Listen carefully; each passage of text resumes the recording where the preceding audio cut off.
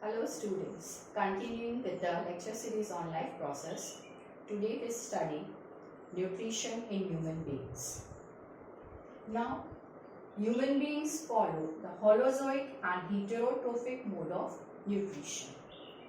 Now, the main important part in human beings is the alimentary canal. This alimentary canal is about 6 to 9 meters in length, and it is a continuous tube beginning from the mouth, and it passes through the pharynx, esophagus, stomach, small intestine, large intestine, and it opens at ends. Now, this gastrointestinal tract or the alimentary canal is a portal for many macromolecules like carbohydrates, lipids, and proteins. In this alimentary canal, they are hydrolyzed and converted into simple forms, and this can be then later on absorbed. The vitamins, the fluids, and the minerals also get an access through the alimentary canal. Now let's study the parts of alimentary canal one by one. The first part is the mouth. Now this mouth is bounded by soft movable lips. The function of the mouth is it can hold the food in between, it helps in speaking, and it also helps in opening and closing of the mouth. The second part of the alimentary canal is the oral cavity, the buccal cavity, or the mouth cavity. Now, this includes three structures. First, the tongue. Second, teeth. And third, the salivary glands. Tongue is the muscular organ having no bone in it, but it has the capacity, keep in mind, it has the capacity to break all the bones of your body if you use it wrongly. Now, keep aside the jokes. Now, this muscular organ has little projections on them. You see the tongue is basically having bumpy surface, or you can say little rough surface, and that is called papillae. Now, there are four kinds of papillae on tongue. The first one are the subvalent or the circumvallate papillae. The second are the foliate papillae. The third are the fungiform papillae, and the fourth one are the filiform papillae. Now, this circumvallate papillae are situated at the base of the tongue, and they are about 8 to 12 in number. They each have about 100 taste buds on them. Now, this foliate papillae, they look like foliage, leaf-like structures on the sides of the base of tongue, and the taste buds on them degenerate in early childhood. The most numerous ones are the filiform papillae. You can see the small dots in the center of the tongue which I have made. They are the most numerous ones, smallest in size, and they do not have any taste buds, but they have the touch or the tactile sensation. Now, the last one is the fungiform papillae. You can see over here the larger dots which I have drawn over here. These are the fungiform papillae, and they have about 5 taste buds on them. Now, this muscular organ, that is the tongue, is supplied by two cranial nerves. The first one is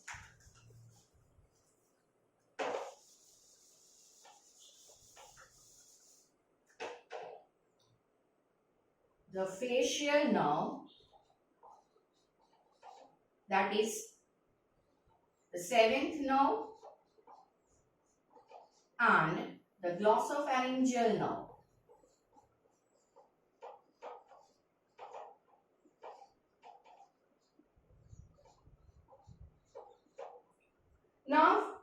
studied in lower standards, the tongue gives you 4 kinds of taste. The sweet taste, which is felt over in this area. Then there is the salted part over here. You can draw it like this. This is the sweet part. This is the region of sour taste, and this is the bitter part. Sometimes the sweet taste and salted taste, they can be overlapped. Now, we move to the second part in the mouth cavity, that is the teeth. Now, before I forget, let me tell you the functions of tongue. Functions of tongue, it helps in mixing the saliva with the food. It helps in cleaning the tongue. It helps in speaking. It also helps in cleaning your teeth, and it helps in swallowing of the food. Other than that, you should never forget the function of taste, as they have taste words on them. So there are about 4 to 5 functions for tongue. Now the next part, that is the teeth.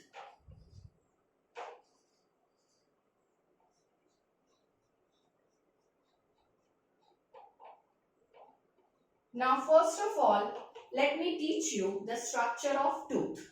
This is vertical section of a tooth. Now teeth can be divided into 3 parts. First is the crown, this portion above the gum line. This part, a small part, this is called the neck. This small portion which borders the gum line is called the neck, and this part, that is the root of the tooth. Now this crown, it is having a protective covering of enamel. Enamel is the hardest substance in the body. Now this enamel is then followed by the dentine, and after that there is the pulp cavity. This pulp cavity forms the bulk of the root, and this pulp cavity has nerve supply and blood supply. These are the blood vessels and nerves. So, once again I repeat, the tooth is divided into 3 parts: the crown portion, the neck portion, and the root. Crown is covered with enamel, the hardest substance. It protects the teeth. Then it is lower to enamel is the dentine. Dentine is also tough, but it is not as hard as the enamel. Then after, in the root portion, this root portion is embedded in the jaw. Here you can say the tooth socket of the jaw bone or the mandible, this part of the mandible of the jaw bones. And this is done by the cementum. This is the cementum. This substance, this cementum is the substance which joins, which fixes the tooth in the jaw bone, or you can say in the bony sockets of the jaw. Now this is about the structure of tooth. Now you must have heard about the terms dental caries and dental plaque. Now what happens over here?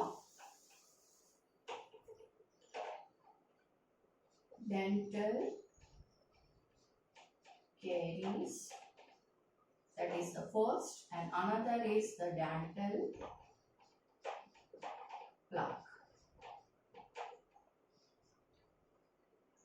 Now when you eat too much of sugary food, it may be deposited on the teeth, and there are bacteria called Lactobacillus acidophilus.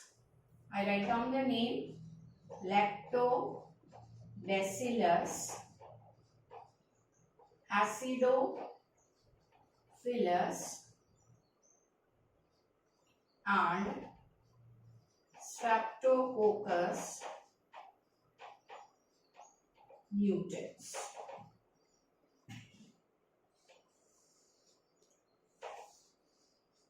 Now these bacteria, they produce organic acid when they find sugary deposits on the teeth, and then gradually it starts demineralizing. Then there is gradual demineralization of the teeth. That is the removal of enamel. Then gradually it will reach the dentine part and gradually the pulp cavity. When it reaches the pulp cavity, there would be infection and inflammation, and you get that severe kind of toothache. Is it clear? Now coming to the next part, that is the dental plaque.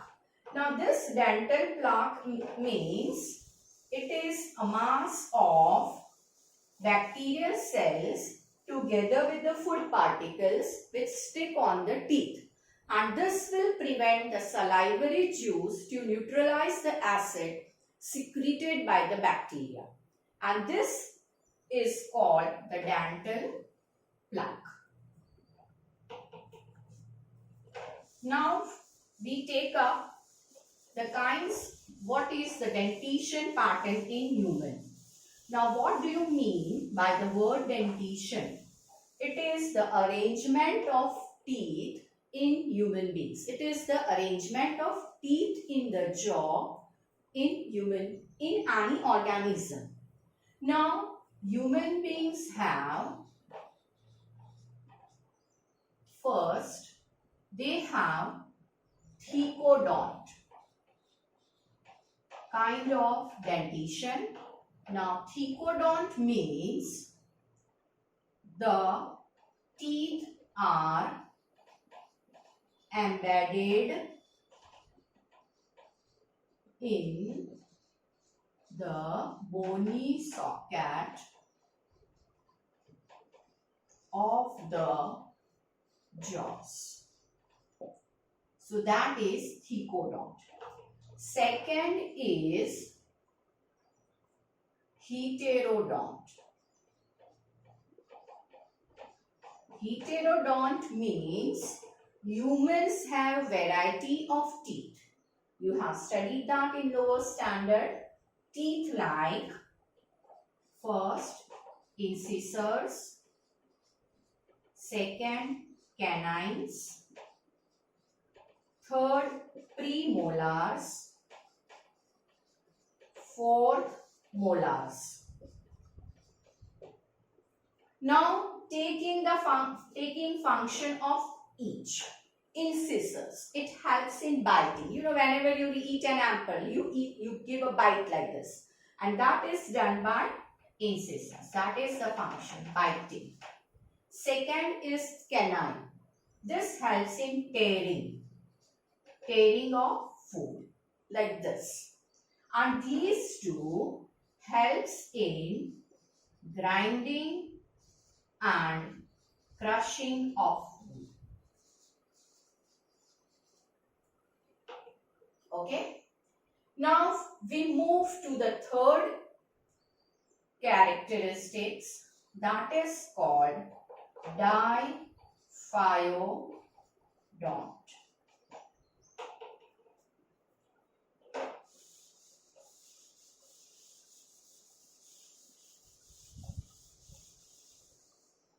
Now, what do you understand by the term diphyodont? Now, you know, humans have two sets of teeth during their life. First set, it's the milk's teeth. So, you can write it as the first set is the milk teeth, or you can say temporary teeth, or the deciduous teeth, means which can fall off. So, the first set is the milk teeth, temporary teeth, or the deciduous teeth. Now, teeth starts erupting when an infant is about 5 to 6 months, and they start falling around the age 5 to 6 years. And then there would be eruption of the permanent teeth. So, the second set is permanent teeth. Now, as human beings show two sets of dentition, two kinds of dentition in their lifetime, it is called as diphyodont. Now, you know there are 20 teeth in the milk teeth. There are 20 milk teeth, and 32 teeth which are the permanent teeth. Now, these will fall off, and these, out of these 12 teeth grow only once in life. So that is called as monophyodont. Yes.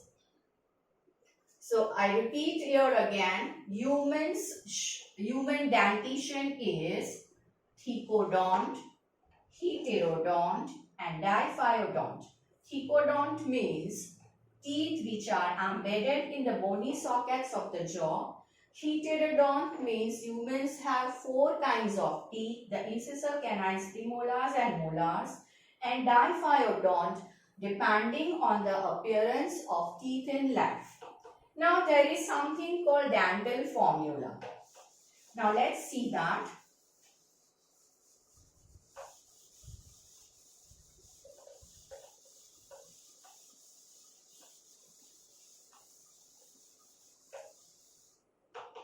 Now this is the upper jaw and the lower jaw and the set of teeth.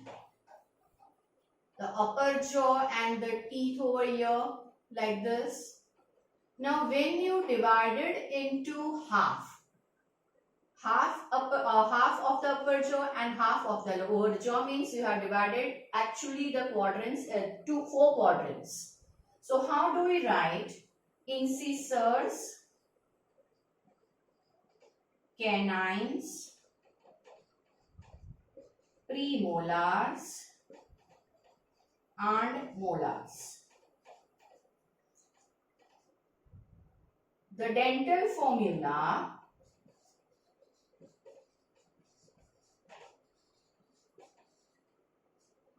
that is for milk teeth or temporary teeth, that is 2102 upon 2102 into 2 is equal to 20. Now I explain how we derive this. 2 incisors over here. Okay. So this is the lower jaw. Over here 2 incisors, that makes 4, and into 2 that is 8. We will not write it like this. So that is, this is I, this is C, this is PM and this is M. So when I write this is I, this is C, this is the premolar and this is the molar. So what is it? You have 2 teeth, 2 incisors in this half of the upper half of the jaw. Then there is 1 canine over here, no premolars and 2 molars. Then there are 2 molars. So this is for the upper jaw, half upper jaw. And same way in the lower jaw. 2 incisors, 1 canine, no premolars and 2 molars. So that is 2102 upon 2102. This is for upper jaw, lower jaw. This is double. So into 2, that makes 10, 10. That total teeth is 20. Now if it were for permanent teeth, then I would change it over here like this. Permanent teeth, and here it would be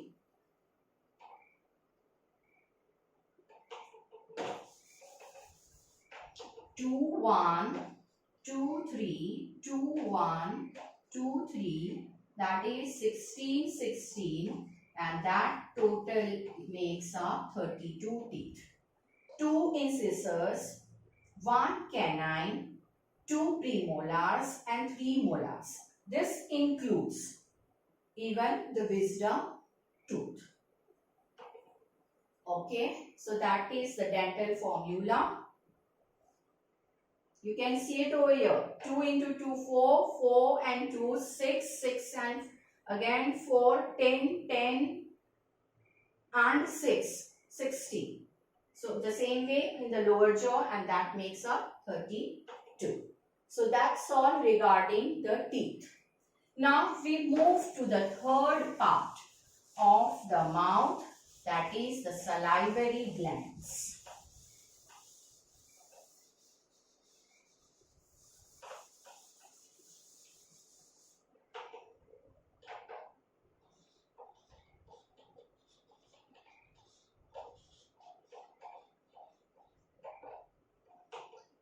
Now, as I told you, alimentary canal begins from the mouth, then the mouth cavity, pharynx, esophagus, the stomach and intestine, small as well as the large.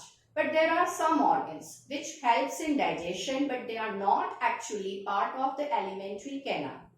These are, we can call them as accessory organs, and these are the teeth, tongue, salivary glands,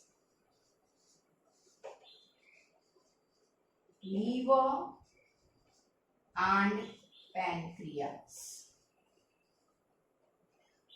Although salivary gland is not part of alimentary canal, it is important accessory organ, digestive organ.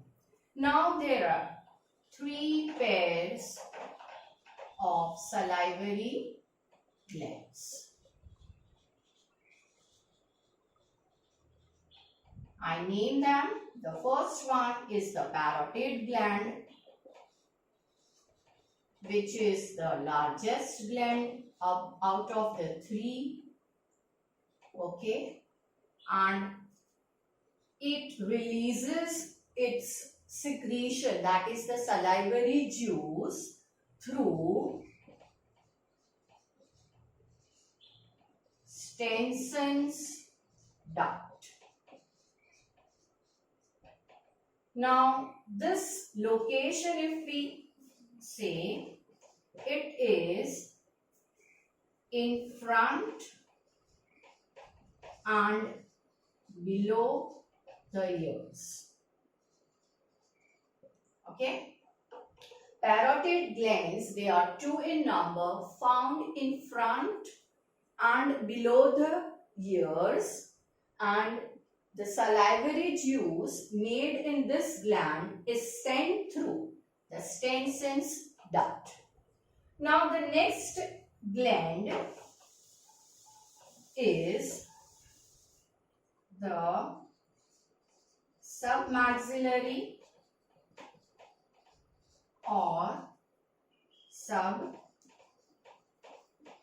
submandibular gland, and this submaxillary or mandibular gland are located at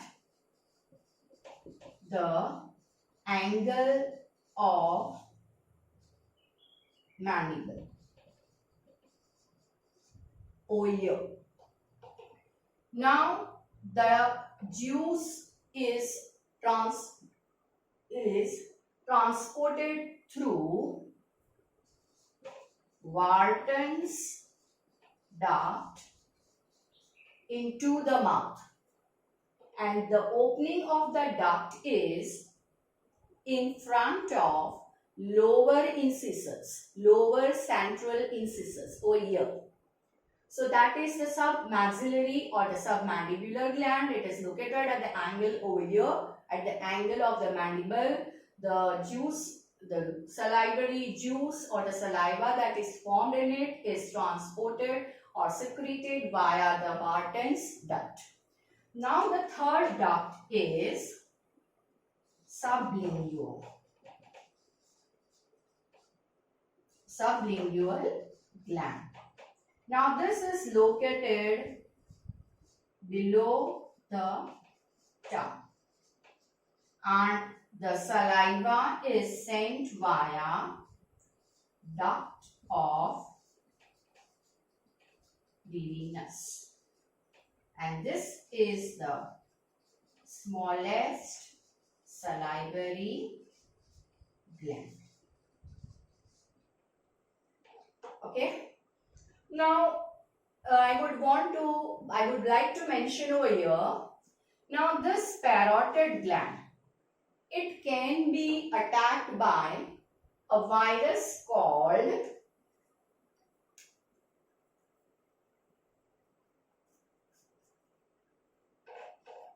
paramyxovirus and cause infection of the same, resulting in a condition called parotiditis, that is inflammation of parotid gland, or what you commonly known as mumps. Okay. So I repeat, I sum it up again. There are three pairs of salivary glands. First, the parotid gland, which is the largest one. It secretes the salivary juice through the Stenson's duct. It is located, these glands are located in front and below the ears.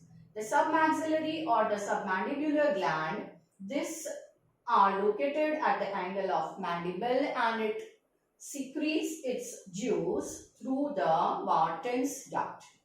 The third is the sublingual gland. This is the smallest gland. It lies below the tongue and it sends its secretion via the duct of venous.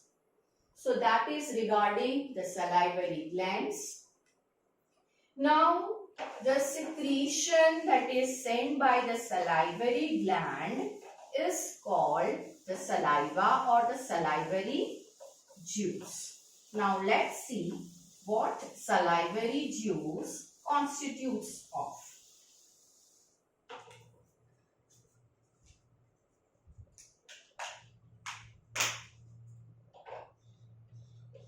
Salivary juice. Now in salivary juice, 99% part is water. It also has sodium, potassium, chloride ions and the bicarbonate ions, and you can also write thiocyanate ions. Thiocyanate ions.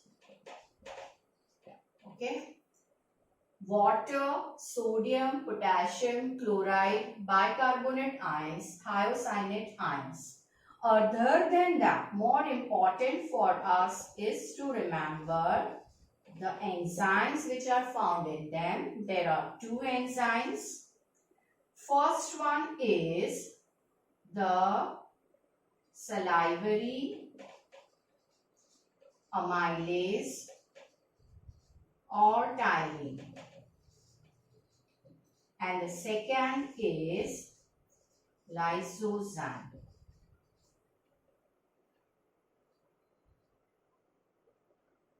Now this salivary amylase acts on starch. You can say the digestion of carbohydrates begins in the mouth due to the action of salivary amylase or tyrine. The other enzyme, that is the lysozyme, this is having antibacterial action.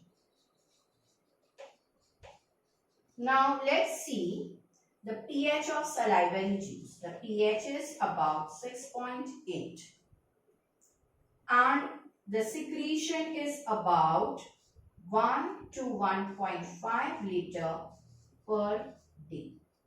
So that is related about salivary juice.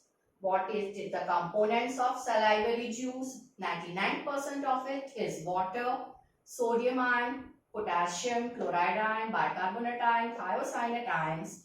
And yeah, I forgot one thing, that there there is some amount of even mucus in it.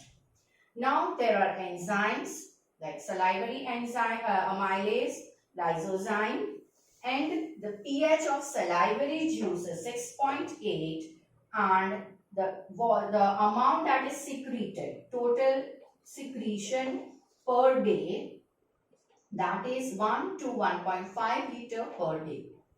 Right, before I forget, I would want to tell you the function of teeth, which I forgot to mention while taking the topic of teeth.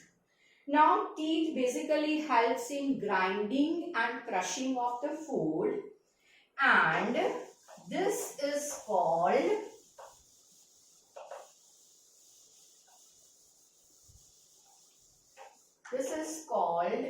mastication. Mastication is nothing but grinding and crushing of food.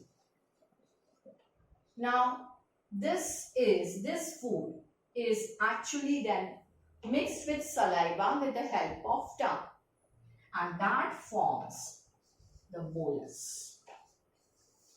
That is called the bolus.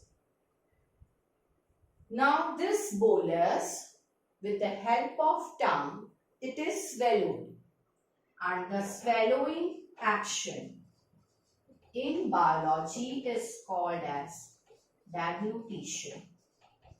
So you should remember the word mastication and deglutition. Mastication is actually chewing of food, or you can say grinding and crushing of food by teeth. When the food is mixed with saliva, it is formed into a thing that is called bolus, and then this bolus is swallowed, that is called deglutition. Now this swallowing happens with the help of tongue, and then the food passes into the next part, that is called the pharynx. Now this pharynx is common passage for air and food. After that, from the pharynx, if I draw it something like this is the mouth, then the pharynx, and then it enters into the esophagus. This is the esophagus, or the commonly what you say the food pipe. Now this esophagus is about 25 centimeter in length. It has no digestive glands, but it does secrete some amount of mucus. Now the bolus that is made in the mouth is gradually pushed via the pharynx into the esophagus by a special movement called peristalsis. Now, if we take up the definition of peristalsis, it would be something like this. It is the rhythmic contraction and relaxation of muscles of the alimentary canal. So, I repeat again, peristaltic movements are the movements which are rhythmic. It is rhythmic contraction and relaxation of muscles of the alimentary canal. These are least seen in the last part of the alimentary canal. Now, coming back to our topic, that is esophagus. Now, the bolus, due to the peristaltic movement, it passes through the esophagus. Here, there are no digestive glands, but just mucus, and this esophagus is about 25 centimeter. Now, this esophagus is now sending the food into the stomach. Now, this is the esophagus. I am drawing it. This is the stomach.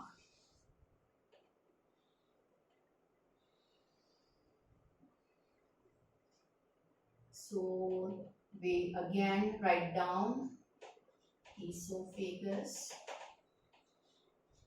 and this is the the muscular, hollow, distensible part that is J-shaped, and that is called the stomach. In biology, whenever you refer to stomach, you call it as gastron. Gastron equals to stomach. Now, this is the greater curvature of stomach,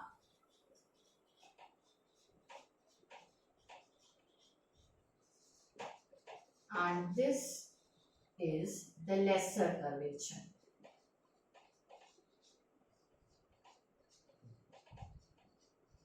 Now the parts of stomach are 1, 2, 3 and 4. Okay, the first part, this part from where the food, this is called as cardia or the cardiac end, cardiac part of stomach. This portion, that is the fundus, generally filled with air. The main part is the body, and this is the pylorus or pyloric antrum. So stomach is basically divided into 4 parts. This is the cardiac end, this is the fundus, this part, the whole thing, that is the body, and this is the pylorus or the pyloric antrum. This ends forming a pyloric canal and joins the next part of the intestine, the first part of the intestine, that is the duodenum. Now, as the food moves from the esophagus and it enters into the stomach, and here this is guarded by a special sphincter so that there is no the food does not go back into the esophagus again. So this is again provided with a sphincter called gastroesophageal sphincter, or you can also call it the cardiac sphincter. Cardiac sphincter, as this part lies near the heart. So food as it comes over here, once it enters, it should not show the reverse movement. So it is protected by the cardiac sphincter. Supposing there is the reverse movement of the food, then that results into heartburn or pyrosis. You know, you get that sour and the spicy kind of eructations जो डकार आते हैं, that is called खट्टे और वो तीखे किस्म के जो डकार आते हैं, that is the heartburn or pyrosis, and this generally happens due to the reverse movement of the food over here. Now this is the main part, the body. This is the fundus, the cardiac, and then this is the pylorus, and it terminates into pyloric canal.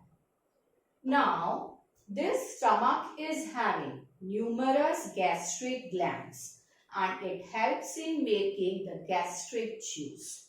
Now let's see which kind of glands are there in the stomach.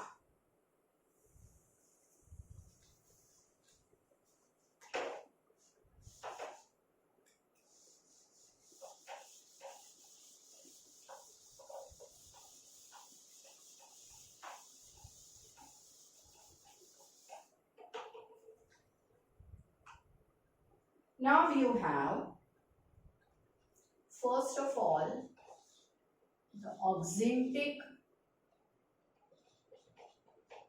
or parietal glands. and this secrete the hydrochloric acid, the HCl, along with Castle's intrinsic factor. Okay.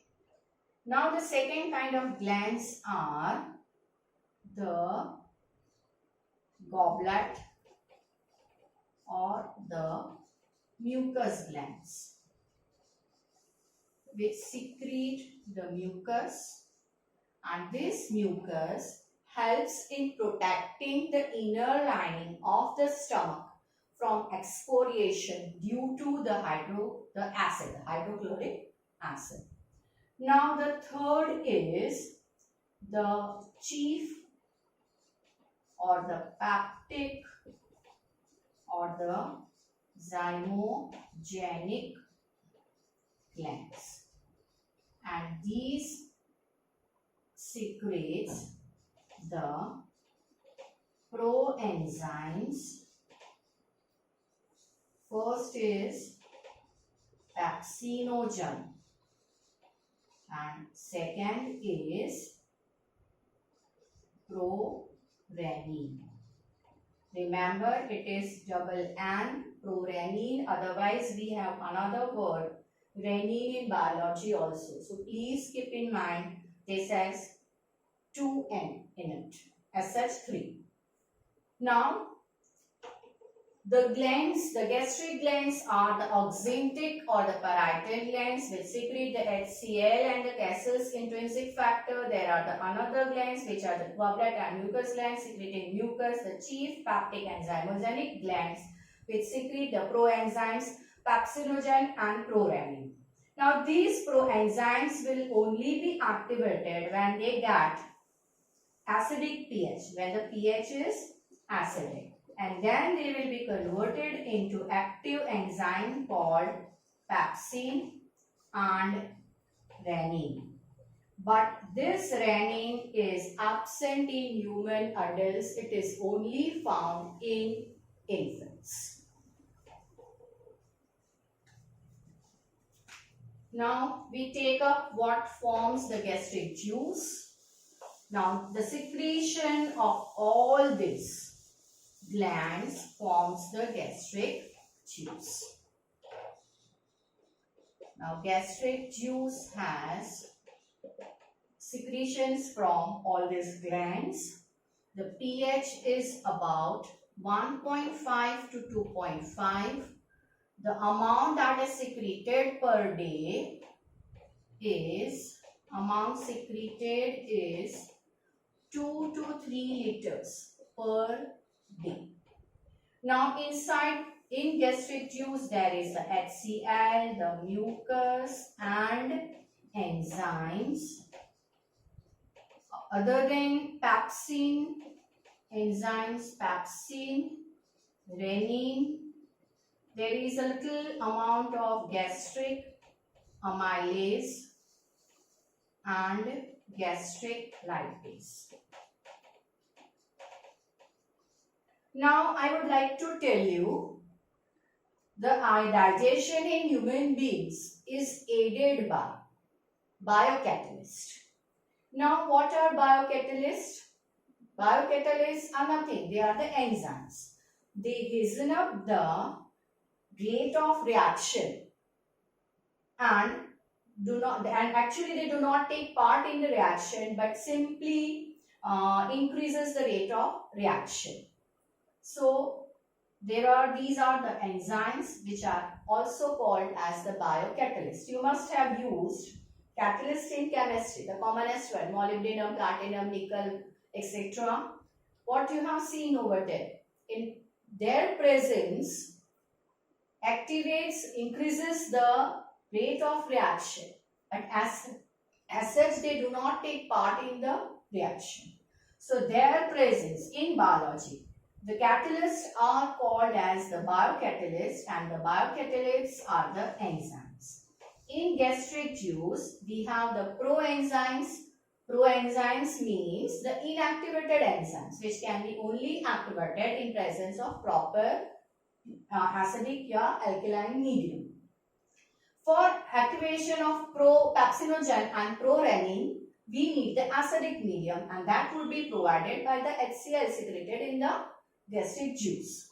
Now this get converted into pepsin and renin, and there is small amount of gastric lipase and gastric amylase. Now talking about amylase, amylase is specifically enzyme which acts on carbohydrates. The group of enzymes which acts on carbohydrates are called amylases. Those which acts on lipids are called lipases. And those which acts on proteins are called as proteases.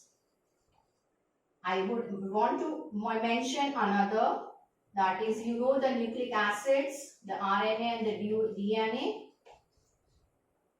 The enzymes acting on nucleic acids are the nucleases. Okay, so these are the enzymes. Now that is about stomach and its secretion.